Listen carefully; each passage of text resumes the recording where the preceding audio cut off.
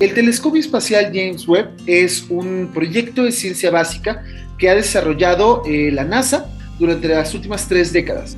Es un observatorio espacial, es decir, a diferencia de los telescopios que nosotros tenemos en casa, un telescopio de investigación de punta tiene la desventaja de que cuando se nubla, pues ya no podemos ver el cielo. Entonces, poner un telescopio en el espacio, pues implica que no tenemos el problema de la atmósfera, ¿no? O de cualquier cosa que nos pueda tapar la vista. Que es un telescopio infrarrojo. Es decir, que en lugar de ver la parte del espectro electromagnético que tiene la luz visible, ve la parte que está más allá del rojo, el infrarrojo. Es decir, lo que va a ver es el calor, la temperatura de los eventos que tienen más energía en el universo, con un enorme espejo para intentar captar mucha luz y poder observar y estudiar eventos que tienen mucha energía en el espacio. Entonces, es un telescopio espacial, es un telescopio infrarrojo y además es un telescopio de alta tecnología. Cuando el universo inició, digamos que se lanzaron al espacio muchas longitudes de onda, es decir, luz en muchas partes del espectro. Esa luz, entre más lejos nos llega, nosotros vemos más atrás en el tiempo. Cuando nosotros vemos, por ejemplo, a la Luna, la estamos viendo como era hace unos cuantos segundos, porque la luz que viene de la Luna, reflejada del Sol, tarda unos cuantos segundos en llegar a nosotros.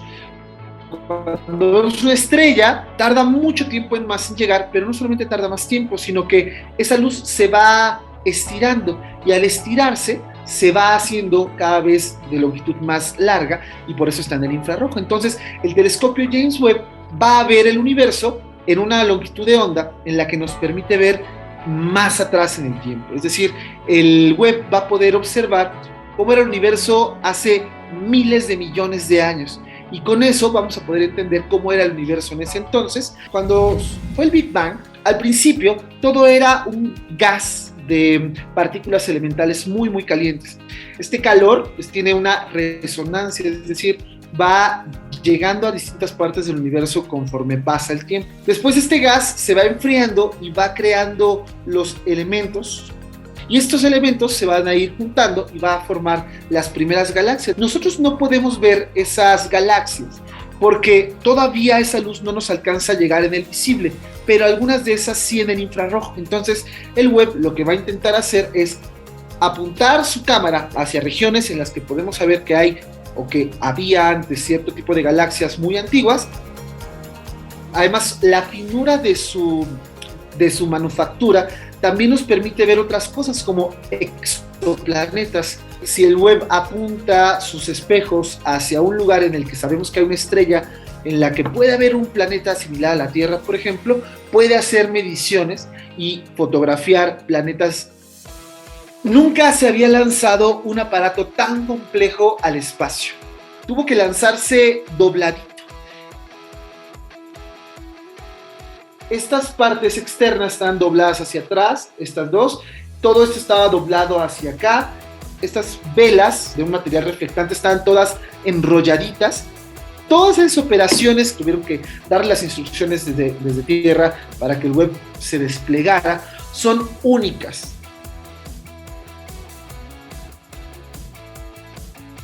Es decir, antes se habían lanzado telescopios espaciales que desplegaban una pieza, 2 piezas, pero nunca algo con la complejidad, digamos, estructural y de ingeniería que tiene el Webb. Es un desarrollo tecnológico que ha llevado 30 años. Además, pasó por un montón de problemas, es decir, recortes de presupuesto, la dificultad de inventar tecnologías que no existían, por ejemplo. Los métodos de fabricación para los espejos son únicos en su tipo. Cada una de las piezas ha sido creada de manera que funcione solamente para este. Si algo le pasaba en el lanzamiento, no había uno de repuesto. Cada una de las piezas está planeada, construida, maquinada, de tal manera que es como una pieza perfecta de rompecabezas para armarse en el momento justo. Un telescopio como el Webb pues tiene la ventaja de estar en un punto tan alejado de la Tierra en el que siempre puede hacer observaciones. No tiene la atmósfera para impedir que haga sus trabajos. Y entonces, digamos que la primera imagen que nos dé el Webb va a ser la primera que tengamos de ese tipo en toda la historia de la humanidad.